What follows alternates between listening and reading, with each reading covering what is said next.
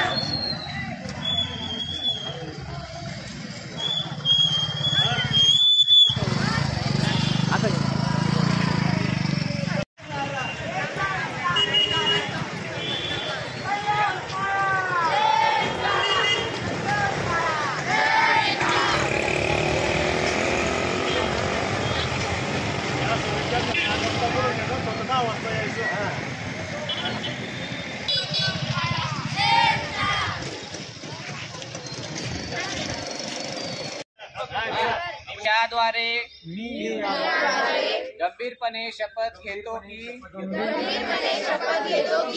या देशाचा युवक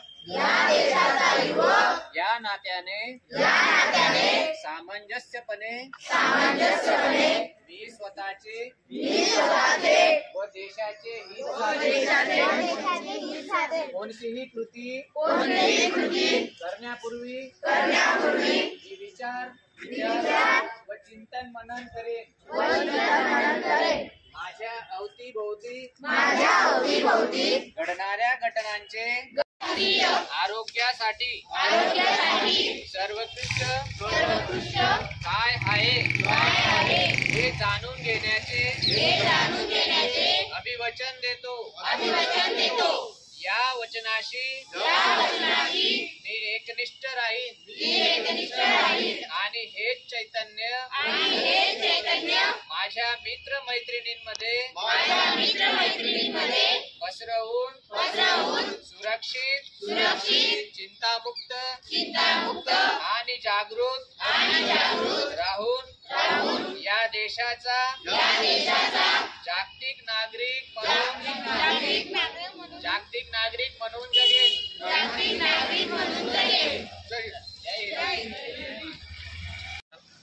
मी श्रीकांत संतोष भोई, प्रयोगशाळा तंत्रज्ञ, ग्रामीण रुग्णालय पाचोरा, ICTC विभागातून बोलतोय. आज जागतिक एड्स दिन व सप्ताहानिमित्त आपण ग्रामीण रुग्णालय पाचोरा व गोसे हायस्कूल पाचोरा यांच्या तसेच नेहरू युवा foundation, doctor DY Patil foundation यांच्या संयुक्त विद्यमाने जागतिक एड्स दिनानिमित्त रॅलीचं आयोजन केलं. HIV एड्स जनजागृती कार्यक्रम आपण दरवर्षी राबवत असतो. HIV म्हणजे काय, HIV human immuno virus, AIDS म्हणजे काय, ॲक्वायर्ड इम्युनोडेफिशियन्सी सिंड्रोम, हे जे आता याची बरीचशी जनजागृती करण्यात आलेली आहे. आणि या जनजागृतीचा परिणाम म्हणून ज्या एक 15 वर्षापूर्वी जे आकडेवारी होती, जे पॉझिटिव्हिटी होती, तो रेट आता खालवून आता खूप कमी प्रमाणावर HIV बाधित रुग्णसंख्या आढळते. आणि हेच आपल्याला HIVचा शून्य गाठायचा आहे.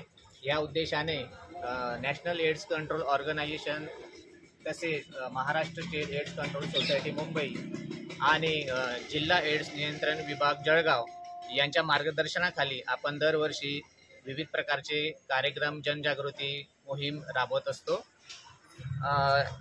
HIV सह जगणाऱ्या व्यक्तींशी भेदभाव करता येत नाही तसा कायदा 2017 हा अस्तित्वात आलेला आहे.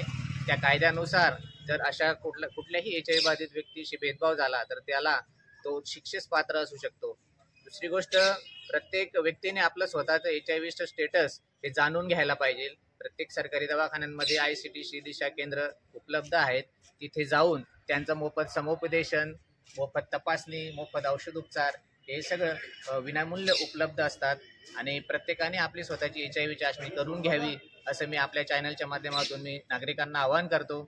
आपल्या ग्रामीण रुग्णालय पाचोरा येथील ICTC समुपदेशक आपल्याला त्याबद्दल बरेचसं मार्गदर्शन करतील.